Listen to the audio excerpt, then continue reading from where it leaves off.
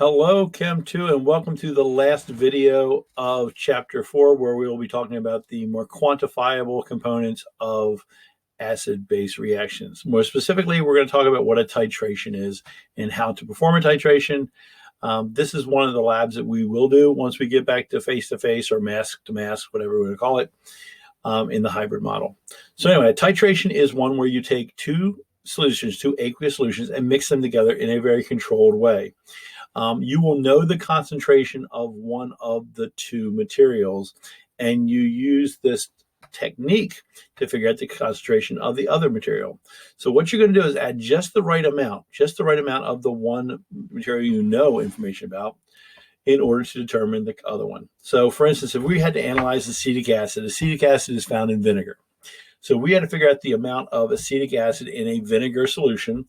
We could take some sodium hydroxide that we know the concentration of, and slowly add the sodium hydroxide until we know we have perfectly reacted with the acetic acid. Once we've done that, we know we've added just the right amount. We know if we added 10 moles of hydroxide, we know in the original sample we had 10 moles of acetic acid because the ratio is 1:1.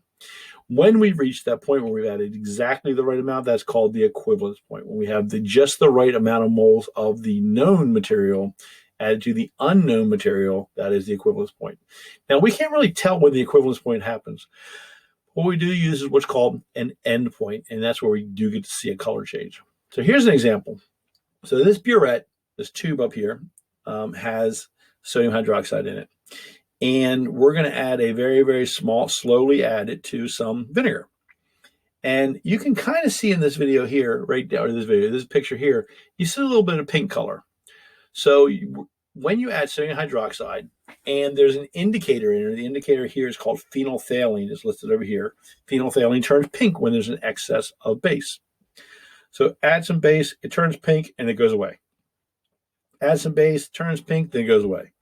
And it goes away because the acid eats up the base. But as soon as there's no more acid to eat up the base, then some base will stick around and it turns pink. When we see that, we see the end point of the reaction. We call that the end point, and we hope that it's close enough to the equivalence point. And honestly, if you come to AP Chem, we'll talk about how to pick just the right indicator in order to get it to match perfectly. So what's happening again is up here is the hydroxides. They go in to find the acids. As long as there's some acid molecules in there, the hydroxides will find an acid molecule and turn into water.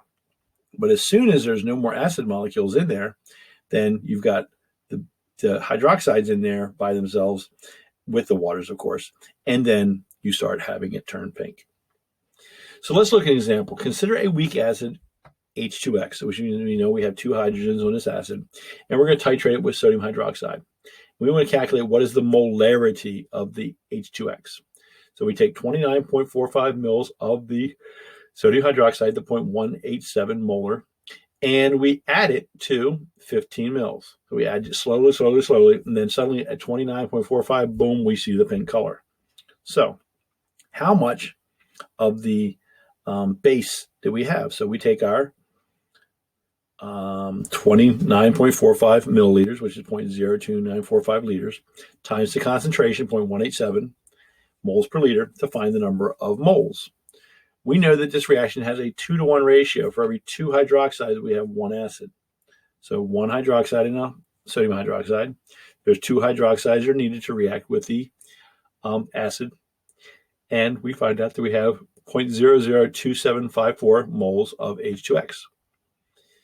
To get the molarity is just simply moles divided by volume. This is the number of moles, so that we divide it by the volume of 15 mils, and we get 0.1836 moles per liter, or 0.1836 molar. So things that we've done in this chapter, all of chapter 4, we talked about precipitation reactions, talked about solubility, how to determine whether something's soluble or insoluble, how to recognize a precipitation reaction, how to write net ionic equations, how to do stoichiometry, and how to write net ionic equations. We did not do oxidation numbers. That's going to be saved for AP Chem if you come there.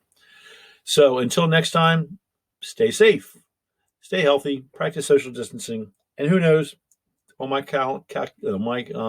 screen it tells me it's October 5th right now. Might see you in a couple weeks. We'll see. So until then, toodles.